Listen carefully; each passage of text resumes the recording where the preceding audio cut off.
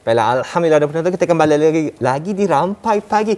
Untuk hari ini wawancara kita yang pertama seperti yang kami janjikan pada Auda tadi. Kita terus saja membawakan Auda segmen Elit Rohani untuk edisi Rampai Pagi untuk hari ini. Dan kita akan membincangkan mengenai dengan tajuk istimewa hari ini di 19 bulan Syawal, Tawaduk. Dan yang akan membincangkan mengenai dengan perkara ini, kita berbesar hati kita menjemput tetamu di Rampai Pagi di studio kita hari ini, Yang Mulia Dr. Hajah Masuriati Haji Yahya, merupakan seorang timbalan pengarah Pusat Penataran Ilmu dan Bahasa Universiti Sultan Syarif Ali. Assalamualaikum Dr. Hajah. Waalaikumsalam warahmatullahi wabarakatuh.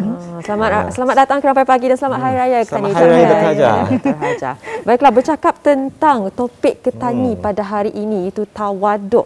Jadi sebagai mukadimah ni Dr. Hajah, boleh Dr. Hajah terangkan dari segi bahasa dan istilah apa ni yang dimaksudkan dengan tawaduk?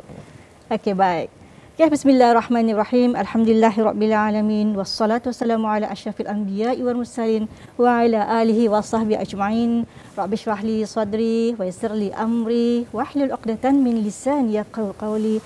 Rabbi yassir wa la tu'assir wattabil khair. Assalamualaikum warahmatullahi wabarakatuh. Kepada para pendengar, para penonton di mana jua segmen ini dapat diikuti, mudah-mudahan kita semua sentiasa dalam perlindungan Allah jua. Okay. InsyaAllah melalui segmen Elit Rohani kali ini, saya akan bawakan satu tajuk mengenai dengan tawaduk. Tawaduk. Sebenarnya tawaduk ni sebenarnya sudah memang biasa dibincangkan. Sudah banyak orang lah juga bercakap tentang tawaduk ni. Cuma ada sedikit yang akan saya kongsikan pada akhir tajuk ini nanti, di mana tawaduk ni kalau kata ni biasanya menyambut senang menyambut macam itu.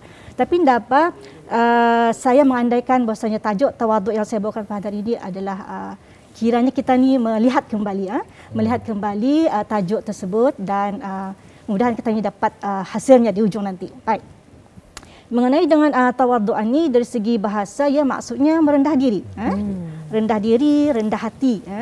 Kemudian dari segi istilah, ia merupakan satu sikap yang kita menunjukkan satu sikap, di mana ketika kita ni itu contoh, ketika kita ni dimaklumkan mengenai sesuatu mengenai diri kita ni, okey, dimaklumkan mengenai diri kita ni ada mungkin teguran, ada nasihat mungkin, okey.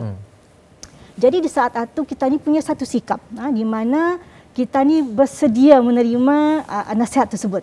Sama ada nasihat tersebut datang daripada pihak atasan kita ni ataupun daripada kalangan orang bawahan kita ni. Jadi di sana kita ni punya satu sifat, satu sikap di mana kita ni bersedia menerima. Di sana kedudukan tawaduk. Okey. Baik, itu adalah dari segi tawaduk dari segi bahasa dan juga istilah. Baik, dalam membahaskan perkara tawaduk ni, tawaduk ni sebenarnya satu sifat terpuji, sifat mahmudah sebenarnya, yang kalau boleh semua kita ni memiliki macam itu. Cuma macam mana caranya dan bagaimana, ini ada beberapa perkara yang perlu kita ni fahami dan ada beberapa ciri yang perlu kita ni ketahui. Jadi tawaduk kalau kita ni lihat Dr. Hajah dari segi bahasanya, dari segi definisi bahasa ialah merendah diri dan juga merendah hati, menerima teguran. Jadi macam memang kita ni sebagai manusia biasa ni indah lepas daripada melakukan kesilapan, Dr. Hajah. Kadang-kadang juga kesilapan kita ni itu, kekurangan kita ni mungkin kita indah sedar tanpa kalau indah diberitahu, indah tahu. Jadi mungkin bertepatan sekali hari ini tadi berbincangkan mengenai dengan hal ini, macam mana cara tadi menerima teguran. Mungkin ada orang indah kan mau menerima teguran, semua ia tangannya yang lurus barangkali Dr. Hajah, ataupun yang ditegur tu indah benar, indah dapat menerima. Jadi kalau boleh saya tanyakan kepada Dr. Hajah tadi, terus saja kepada soalan yang kedua barangkali, dari segi bahasa dan istilah sudah diterangkan. Apa kata kalau tadi bincangkan lagi, kalau tadi lihat tawaduk, konsep tawaduk ini menurut Al-Quran? Okey, baik. Sebagaimana disebutkan tadi, tawaduk itu merupakan satu sifat, sifat mahmudah. Dan kalau boleh semua kita ni memiliki, cuma macam mana caranya. Okey, baik. Kita ni merujuk semula kepada Al-Quran melalui satu firman Allah Ta'ala menerusi satu surah Asy-Syura, ayat 215, di mana dari segi terjemahannya ialah dan bersikap rendah hatilah kamu, kepada orang-orang yang beriman yang mengikuti kamu. Jadi kita ni kena bersifat rendah hatilah macam tu. Jadi di sebalik daripada terjemahan tersebut dan apa yang dapat kita ambil kesimpulan ialah dalam kita ni bersifat rendah hati, jadi sangat senang orang mendekati kita ni. Jadi tidak ada gap lah maksudnya. Jadi senang orang macam memfollow kita ni, dan kalau kita ni bagi nasihat pun rasanya mudah diterima macam tu. Itu sebabnya kita ni perlunya kita ni bersifat rendah hati, dan apapun posisi kita ni sebenarnya. Jadi kita kena ketepikan dulu dalam saat kita ni memberi bantuan mungkin. Jadi kena ketepikanlah kita punya posisi ya. Jadi itulah satu cara bagi kita boleh mendekatkan orang yang di bawah kita ni. Macam tu. Okey. Itu atas sebab kekuatan tawaduk lah sebenarnya. Macam tu. Jadi bercakap dengan tawaduk ni intinya adalah merendah hati, merendah diri, dan mungkin antonimnya, lawanannya adalah takabur. Ya, betul. Jadi bercakap mengenai tawaduk dan ciri-cirinya dan sifat pada ciri tawaduk ni sebenarnya apa dengan lebih lanjutnya, Ustaz? Baik. Sebenarnya tawaduk ni ciri-ciri orang yang menjadi tawaduk ni lah. Okey, pertama yang boleh kita lihat itu ialah sebagaimana saya sebutkan tadi, orangnya reda, bersiap sedia menerima sebarang teguran. Okey. Kemudian orangnya sentiasa mensyukuri apa-apa jua yang ada. Okey. Kemudian sentiasa berlapang dada, dan yang paling penting itu hatinya itu sangat tulus, ikhlas, senang dan mudah mendekati orang yang lebih susah.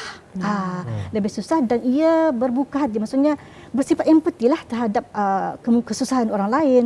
Jadi senang hatinya tu untuk menolong mungkin macam tu. Jadi di situ kedudukan kerendahan hatinya macam tu. Agak susah juga sebenarnya. Okey. Jadi okey, kalau kita ni kembali juga kepada surah Al-Quran, okey, daripada surah Al-Isra ayat 37. Di sana dari segi terjemahannya Allah Taala memperingatkan kita inilah juga sebenarnya firman Allah Taala tu dari segi terjemahannya ialah janganlah kamu berjalan di muka bumi ini dalam keadaan yang mendongak, sombong. Sebabnya kalau kamu sebabnya kamu tidak akan mungkin menawan bumi ini.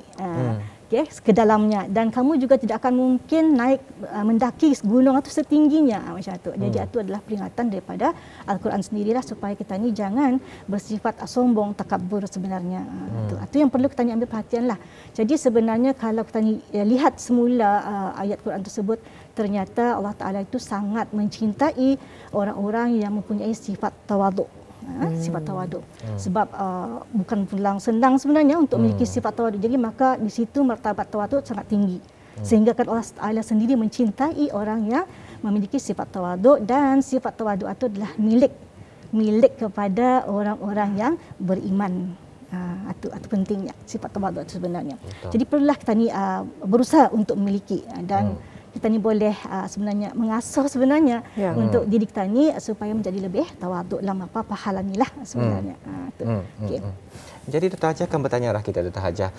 Seperti yang diperjelaskan tadi oleh Dr. Hajah, bercakap mengenai tawaduk memang lebih mudah dilafazkan dengan perkataan. Tapi di aplikasi tawaduk itu sendiri, mempraktikkan tawaduk itu bukan satu perkara yang mudah. Mungkin dari segi pengalaman Dr. Hajah, kalau boleh dikongsikan, macam mana kita ni sebagai indung mungkin untuk mengajar anak-anak kita ni bersifat tawaduk ataupun boleh menerima teguran.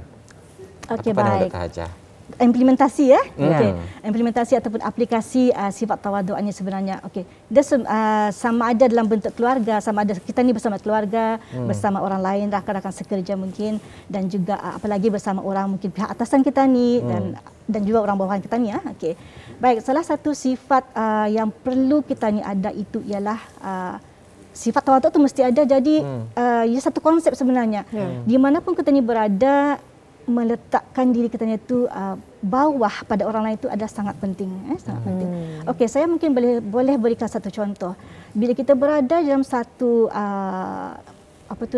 area pentadbiran, ingat satu perkara bahwasanya apabila kita berada dalam satu pentadbiran itu, kita sebenarnya berurusan dengan orang, berurusan dengan orang. Tu kita kena letak paling atas.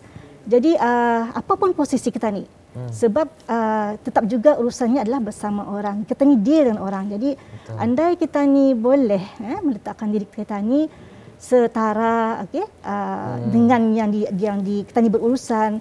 Jadi insya-Allah urusan akan mudah, senang, dan senang settle lah macam tu. Jadi tidak akan mungkin banyak menggores hati orang mungkin macam tu. Itu pentingnya tawaduk sebenarnya. Okey. Sebab saya suka meng-highlight tajuk tawaduk, walaupun sebenarnya agak banyak saya sebutkan tentang tawaduk ni, tapi saya bawakan supaya kita ni melihat semula. Dan saya percaya sepanjang tempoh 6 bulan kita ni berada pada tahun 2022 ni, saya percaya, saya yakin ramai penuan kita ni juga mengasah amalan. Apalagi baru berlalunya bulan Syakban, bulan Ramadan. Sekarang ni pun kita sudah berada pada penghujung Syawal. Jadi saya rasa, saya yakin ada sebahagian kita ni yang merasa nikmat daripada amal saleh yang mereka lakukan, paling tidak membentuk kedalaman kita ni sendiri sebenarnya.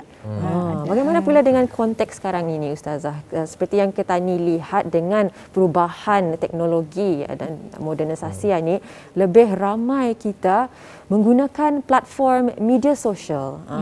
Dan memang dalam media sosial ini pelbagai perkara yang kita ni tunjukkan, dikongsikan bersama dengan yang lain. Jadi macam mana caranya untuk kita ni istiqamah tawaduk ni di dalam keadaan kita ni yang terbiasa mengongsikan segala benda mengenai dengan harta kekayaan kita ni melalui platform media sosial ni.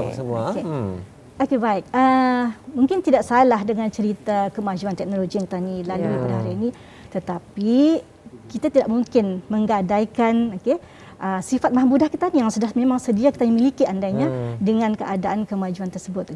Jadi saya yakin bila kita sudah memiliki sifat tawaduk, ia akan terbawa sama. Akan terbawa sama. Cuma mungkin dari segi pertanyaan macam mana istiqamahnya, yang ni ada kena satu keadaan, hal keadaan dalaman kita ni. Hal keadaan dalaman kita ni apabila ia sudah memang terbiasa, sudah terbentuk dalaman kita ni itu, diri an-nafs dalaman kita itu sudah terbentuk dengan sifatnya tawaduk, insya-Allah ini akan ke mana. Sebab itu yang di dalaman kita ni sudah. Cuma yang akan menjadi cabarannya itu ialah apabila bertembungnya an-nafs satu dengan satu keadaan yang sangat mendorong ianya ke arah sifat ego, macam tu. Di sana permainan ataupun ia punya cabaran lah, macam tu. Jadi persoalannya macam mana menyelesaikan, sebabnya agak dalaman. Jadi semua pun orang dah nampak dilihat dengan mata. Tetapi masing-masing individu, saya percaya, saya yakin masing-masing boleh merasa. Baik, cuma untuk menyelesaikannya, hal keadaan dalaman rohani kita ni itu, saya ada sebutkan dalam satu tajuk tawaduk muqarrabin. Tawaduk muqarrabin ini ialah merupakan satu sifat tawaduk, yang menempatkan dalam diri, yang menempatkan dalam diri, kemudian pada satu kedudukan yang berupaya melawan suara-suara halus, yang seringkali mendorong munculnya sifat ego dan berkemampuan untuk menempatkan pada kedudukan yang sebenarnya. Itu maksud tawaduk muqarrabin yang sebenarnya ingin saya kongsikan. Ia agak mendalam sikit. Tapi ini adalah satu perkara yang di mana perlu kita tahu macam mana keadaan itu boleh istiqamah. Macam mana keadaan tawaduk itu istiqamah. Sebab itulah, sebab keadaan dalaman kita ni sudah ada tahap seperti itu. InsyaAllah ia akan istiqamah, insyaAllah.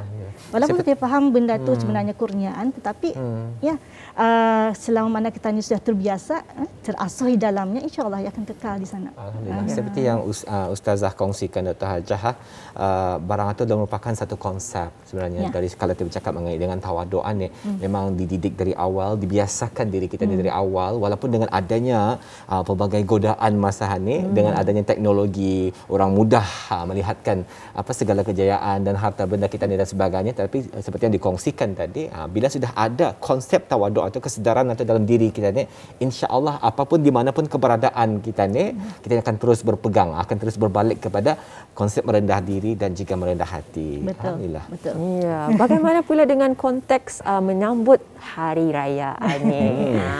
Biasalah kan kalau hari raya ni kadang-kadang masuk rumah, wow, ini semua dipuji. Kadang-kadang apabila dipuji ini timbul rasa ego tu. Kadang-kadang apabila ia dipuji sikit, aduh, bikin tertinggi rasa diri ini. Bagaimana caranya mengatasi dan juga cuba untuk tawaduk dalam konteks kita ni menyambut hari raya ini? Sebab ini agak milik individu. Individu sebenarnya. Tawaduk itu adalah milik individu. Ingati satu perkara bahwasanya tawaduk itu adalah milik individu itu sendiri. Jadi apapun keadaannya, dalam situasi apapun sebenarnya, selama mana tawaduk itu sudah berada dalam diri seorang itu, diri itu maksudnya merujuk pada nafs, jiwa dalam orang itu, bila sudah menempati di sana, insyaAllah sebagaimana saya katakan tadi, ia tidak akan ke mana, ia akan kekal di sana. Cabarannya itu saja, perkara yang menjadi cabaran itu ialah macam mana kalau misalnya nafs itu ataupun jiwa itu didorong dengan suara-suara halus tadi, untuk yang selalu membawa kepada sifat ego. Jadi kalau memang diri nafs itu sudah mempunyai satu sifat tawaduk yang memang kekal di sana, insyaAllah ia masih boleh menempatkan keadaan itu menjadi tempat yang kedudukan yang benar. Artinya belum indah sampat maksudnya indah sampat jiwa itu menjadi ego, sudah ditempatkan oleh kedudukan yang benar. Macam itu kedudukannya. Ini agak mendalam sikitlah, tapi jarang dibahaskan. Cuma perlu saya kongsikan di sini atas sebab kita ni selalu mencari sesuatu yang istiqamah. Maka di situlah jawapannya. Alhamdulillah, rasanya topik yang cukup penting sekali untuk tani bincangkan, untuk tani sama-sama fahami. Tambah lagi dalam keadaan negara kita ni masa ni, juga dalam konteks kita ni beraya masa ni, memang bertepatan sekali lah. Mungkin untuk sebab waktu mencemburui kita ni, Dr. Hajah, apa kata kami beri peluang kepada Dr. Hajah untuk menutup tirai wawancara untuk hari ini dengan membuatkan kesimpulan mengenai dengan topik perbincangan kita ni hari ini, tawaduk. Silakan Dr. Hajah. Okey, baik, sebagai kesimpulan tawaduk ini merupakan satu sifat mahmudah dan merupakan satu sifat yang sangat dicintai Allah Subhanahu Wa Taala. Jadi mudah-mudahan melalui segmen ini saya harapkan semua para pendengar, para penonton mendapat manfaat daripada tajuk ini. Mungkin ada sedikit yang baru diketahui, baru didengar. Mudah-mudahan kita ingin mencapai kepada tahap mencapai kepada satu level sebagai tawaduk muqarrabin wa mukhlisin, insya-Allah. Amin, amin ya rabbal alamin. Itulah yang kita ni harapkan. Bukan sahaja kita ni menambahkan ilmu kita ni mengenai dengan topik ini, tapi kita ni cuba untuk meraih tawaduk ini, Auda. Kerana tawaduk ini sebenarnya adalah salah satu cara kita ni beriman. Kita ni menguatkan iman kita ni, dan kita ni percaya bahawa segala kekayaan, segala nikmat itu bukan sebenarnya milik kita ni secara mutlak, tetapi adalah anugerah daripada Allah Subhanahu Wa Taala. Jadi itulah cara kita ni untuk kita ni mensyukuri segalanya, dan kita ni dapat bertawaduk bersama. Jadi kita ingin mengucapkan terima kasih kepada Dr. Hajah Mas Suryati kerana sudi hadir kerampai pagi bersama kami di pagi ini. Kita ingin mengucapkan terima kasih dan selamat Hari Raya kita ingin ucapkan. Sama-sama. Kesamaan juga. Ya, Assalamualaikum. Maaf lahir batin Dr. Hajah. Alhamdulillah. Alhamdulillah.